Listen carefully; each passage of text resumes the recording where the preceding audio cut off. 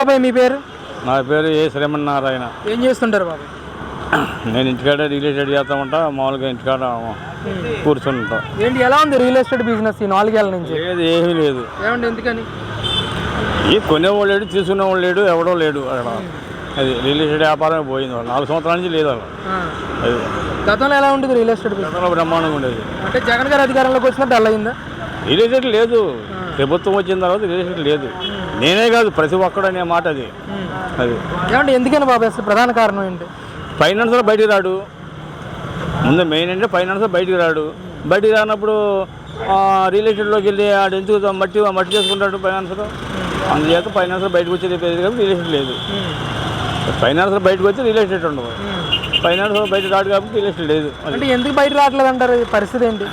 పరిస్థితి ఏముంది, ఫైనాన్స్ బయట పెడితే ఏమవుద్దు అనేది అంటే నమ్మకం లేని బిజినెస్. నమ్మకం లేని బిజినెస్. రియల్ ఎస్టేట్ అంతకుముందు నమ్మకంగా జరిగేది. రూపాయి ఏదో రూపాయి సంపాదించేవాళ్ళు. ఇవాళ ఆ సినిమా లేదు. అది విషయం. అంటే ఏంటి మరి జగన్ గారి పరిపాలన 4.5 ఏళ్ళు దాటేసింది. 2 నెలల్లో ఎలక్షన్స్ కూడా రాబోతా ఉన్నాయి. ఈసారి ఎలా ఉంటుంది అంటారు పోటీ? ఎట్లా ఉంటుంది ఏముందండి, ఏంటి ఆయన పథకాలు ఇస్తున్నాడు, వీళ్ళు కొత్త పథకాలు పెడుతున్నారు వీళ్ళు. అది జనం నిర్ణయిస్తారు. అది ఇవాళ ముసుగులో చేస్తున్నారు జనం అంతా. రేవంత్ రెడ్డి ఏం చేశారు? అంతా ముసుగు వ్యాపారం చేశారు. ఇది కూడా ఏదో జరుగుద్ది. ఏంటి అది రేవంత్ రెడ్డి మరి గెలుస్తాడని ఎవరు ఊహించలే. నేను ముసుగులో చేశారు వ్యాపార రంగం చేశారు. ఓటర్ కాదు, వ్యాపార రంగం చేశారు. అది దాని గురించి మనం చెబుతా సరిపడం. అంటే వ్యక్తిగతంగా మీ అభిప్రాయం ఏంటి అసలు? వ్యక్తిగతం ఉందండి, వ్యక్తిగతం లేదు, ఏమీ లేదు. ఏంటి ఎవరు వచ్చినా ఒకటే. అది ఏంటి బటన్ నొక్కుతున్నా అంటారు, సగం డబ్బులు పడితే సగం డబ్బులు పడవు. ముందు మెయిన్ చెప్పాలంటే ఆడవాళ్ళు ఏమన్నారు, కరెంట్ లేదంటే బటన్ నొక్కుతుంటే డబ్బులు పడతలేదు అంటున్నారు. దానికి ఎవరు చేసిన సమస్య? దానికి ఎవరు చాలంగా మాట అంటే ఆడవాళ్ళు అనే మాటలే చెప్పేది. అది అంతకనేమి లేదు. ఇప్పుడు ఎక్కడ సపోజ్ ఎందుకు అసలు నా విషయం చెబుతానండి. మీరు చిన్న ఉదాహరించా. నేను చంద్రబాబు ఉన్నంత కాలం పెన్షన్ తీసుకున్నా. నాకు 66 వయసు. ఏంటి పెన్షన్ తీసుకున్నా.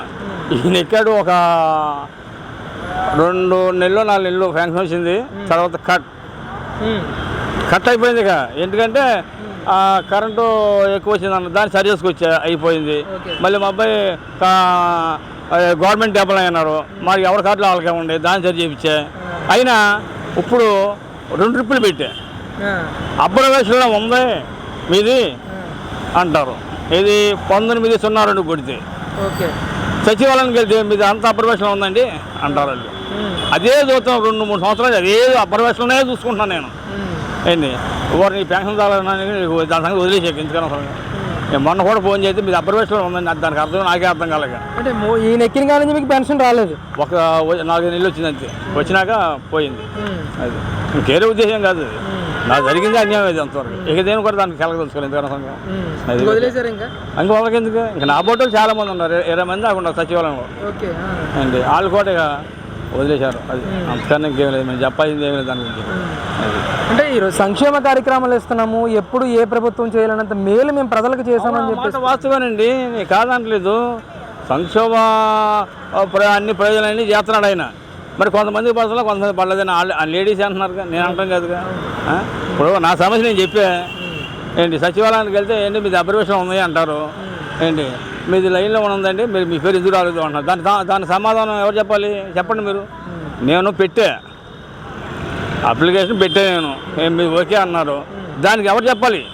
అక్కడ జగన్ గారి ఆఫీస్కి ఫోన్ చేస్తే వాళ్ళు అంటారు, ఏమండి మీకు మీ సహాయపడగలవారము ఏంటి మీకు చెప్పండి అంటారు. మా సహాయం వద్దమ్మా, నా పెన్షన్ పెట్టాను ఏంటి దానికి ఏమి సమాధానం లేదంటే, ఏమండి మీది అబ్జర్వేషన్ రెడీగానే ఉందండి మీది ఏంటి మీరు కార్పొరేషన్కి వెళ్ళి కమిషనర్ గారు కలవా? కమిషనర్ గారికి వెళ్తే నేను వెళ్ళి కార్పొరేషన్కి వెళ్ళి సచివాలయం గారికి వెళ్తే వాళ్ళు అంటే ఏమండి మీరు అంతా రెడీగా ఉందని అప్రూవ్ అయ్యి ఉందండి మీది అంటారు. ఇది తిరగలేక పద్దాక మెట్లు ఎక్కితే నేను దత్తనా ముందు, అందుకనే కదా దాని సంగతే వద్దనుకున్నాయి. మీరు రియల్ ఎస్టేట్ బిజినెస్లో ఉన్నానన్నారు కదా, రాజధాని విషయం ఏమన్నా దీని మీద ఎఫెక్ట్ అయ్యిందంటారా ఈ 4.5 ఏళ్ళ? రాజధాని ఎఫెక్ట్ బాగా ఉంది రియల్ ఎస్టేట్కి. ఎందుకంటే వ్యాపారం అంతా గుంటూరు సైడ్ ఉంది వ్యాపారం. రాజధాని గురించి అని కాదు, రాజధాని అనేది ఉంటే రియల్ ఎస్టేట్ బాగుంటుంది. ఫైనాన్షియల్ బయట రావట్లేదుగా. ముందు మెయిన్ ఏంటంటే ఫైనాన్షియల్ బయట రావట్లేదు. ఏది కారణం చేత ఈ వచ్చే బయటకు వస్తే ఏమొద్దు, డబ్బు పట్టుకొని వస్తే ఇవాళ ఒక 10 లక్షలు ఉన్నాయి అనుకోండి, నేను ఒక 80 లక్షలు నా చేతి చేసుకుని 1 కోటి రూపాయలు కొంటా రియల్ ఎస్టేట్ వ్యాపారం. నేను ఇచ్చేది 10 లక్షలే, ఫైనాన్షియల్ పెట్టేది అంతా 70 లక్షలు పెడుతున్నాడు.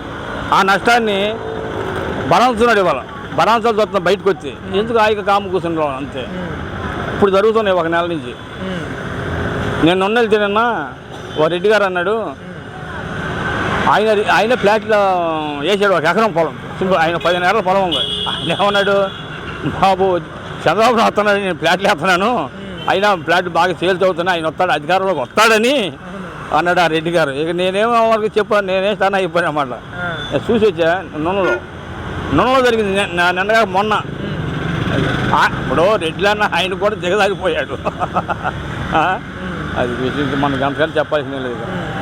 రెండో అవకాశం కూడా అడుగుతున్నారు జగన్మోహన్ రెడ్డి గారు. ఇప్పుడు ప్రజలు రెండో అవకాశం ఇచ్చే ఛాన్స్ ఉందా సీఎంగా జగన్మోహన్ రెడ్డి గారికి? ఏమండి అది ప్రజల నిర్ణయం అండి, మనం చెప్పలేము. ఇవాళ ప్రజల నిర్ణయం ఏంటి అంతా ముసుగులో జరుగుతున్నాయి. ఇవాళ ఏంటి ఇవాళ నాది ఈ పార్టీ అని బయట చెప్తా కూడా సరిపడతారు ఇవాళ. అది విషయం. ఇవాళ ఏ ప్రభుత్వం వస్తా అనేది అది ఏంటి ప్రజల నిర్ణయం తీసుకుంటారు. అది మీ నియోజకవర్గం ఏంటి బాబాయ్?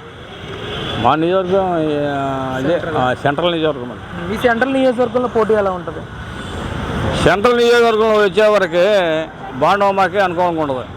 ఆ బాండవమ్మ గారికి అనుకూలంగా ఉండదు. ఎందుకంటే లోకడు కూడా పెద్ద మెజార్టీగా ఆయన వాడిపోవాలి. ఆయన గెలిచినంటే లెక్క వస్తుంది లోకడు కూడా, అదే స్థితి వస్తుంది ఇప్పుడు కూడా. అంటే ఒకవైపు మల్లాది విష్ణు గారు ఎమ్మెల్యేగా ఉన్నారు, ఇప్పుడు ఇన్ఛార్జిగా వెల్లంపల్లి శ్రీనివాసే పోటీ చేస్తాడని చెప్పి కూడా చెప్తా ఉన్నారు. వెల్లంపల్లి గారు ఫోన్ తిరుగుతున్నాడు ఆయన.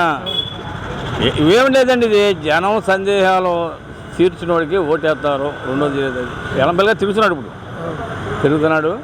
అయితే టీడీపీ ప్రభావం బాగుంది సెంట్రల్లో, అది మాత్రం.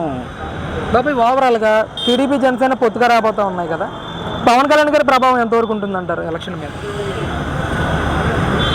పవన్ కళ్యాణ్ తిరుగుతున్నారు కదండి, అది ఎంతవరకు మనం చెప్పలేము. నాడే వాళ్ళ ఏంటి అది అంటే ఓవరాల్గా వచ్చే ఎలక్షన్ వీళ్ళు పొత్తులు కూడా చాలా వరకు డిసైడ్ అయ్యారు కదా. కొన్ని నియోజకవర్గాలు వీళ్ళు సమంజసం చేసుకున్నారు. ఏంటి చంద్రబాబు గారును పవన్ గారు. అది రేపు పొద్దున్నే వెళ్ళబడతారు అన్నమాట పేపర్కి. అది అంటే ఈ పొత్తు ఏమైనా గెలిచే అవకాశం ఉందంటారా వచ్చే ఎలక్షన్లో? ఏమండి ఇదంతా చెప్పలేదు చాలా అండి మనం. ఇవాళ వ్యక్తిగతంగా మీ అభిప్రాయం ఏంటి? వ్యక్తిగత అభిప్రాయం లేదు, ఆయన కొన్ని సీట్లు వస్తాయి పవన్ గారికి. ఏంటి అది ఫామ్ చేస్తారా వీళ్ళిద్దరు కలిపి గవర్నమెంట్? చంద్రబాబు నాయుడు గెలుస్తారు అదే సీఎంగా అది నేను చెప్తా సరిపడినండి. ఇవాళ చంద్రబాబు నాయుడు వెళ్తాడా, జగన్ గారు వెళ్తాడా, పవన్ గారికి వెళ్తాడా, జనం నిర్ణయిస్తారు. అది అంటే మీ అభిప్రాయం ఏంటి, ఎవరు గెలిస్తే బాగుంటుంది అనుకుంటున్నారు? ఏంటి నా అభిప్రాయం ఉంది, నాకు 66, 67 వస్తున్నాయి. ఎవరికి ఇచ్చినా ఒకటే నా దృష్టిలో. ఏది అది ఎవరికి ఇచ్చినా ఒకటే. మనవాళ్ళు కూడా ఉంటారు కదా, వచ్చిన సుఖం ఎందుకండి. నా కూతురు 2 చచ్చిపోయారు, రూపాయి ఎరగను ప్రభుత్వంలో నుంచి. ఏంటి చెప్పండి మరి దానికి. అక్కడికి వెళ్తేనేమో ఇన్స్పెక్టర్ గారికి వెళ్తేనేమో మీరు కర్నూలు చచ్చిపోయారా లేకపోతే ఇంటికాడ చచ్చారా అని అడిగాడు. ఏంటి ఇంకేంటి ఇద్దరు కర్నూలు చచ్చిపోయారు. ఏంటి సెంట్రల్ గవర్నమెంట్ కూడా ఫండ్స్ రిలీజ్ చేస్తుంది కదా కరోనా బాధితులు. కావాలి ఎరగను, నా కూతురు చచ్చిపోయింది, నా 2 చచ్చిపోయారు, ఆ ఇద్దరికి ఆడపిల్లలు. ఆ ఆడపిల్ల ఒక పెళ్ళికి మన పెళ్లి కూడా చేసా, ఇంకో చిన్నపిల్ల ఇంటర్ అవుతుంది. అదే విషయం. ఇంకా 15,000 రూపాయలు 5 పైసలు నేను అడగదు, ఎవరు ఇచ్చాను రమ్మని చెప్పండి. అసలు నేను పావలు ఇవ్వాలి నాకు ఎవరు కూడా. అది ఆ ఇన్స్పెక్టర్ చెప్పండి, ఇన్స్పెక్టర్ చేస్తే నేను రికార్డు పూర్వకంగా నేను రాసుకోలేదు, ఏదో చెప్పుకోవచ్చు అయినా అనవసరం మాట. అయితే ప్రజలు వ్యతిరేకత ఉందంటారు రాష్ట్ర ప్రభుత్వం మీద ప్రజెంట్? ఇంకా చెప్పుకుంటున్నారు జనం గుంపులుగా, వాళ్ళకైతే ఓడినాడు వీళ్ళకైతే ఓడినాడు అని. అది మామూలుగా సాయం.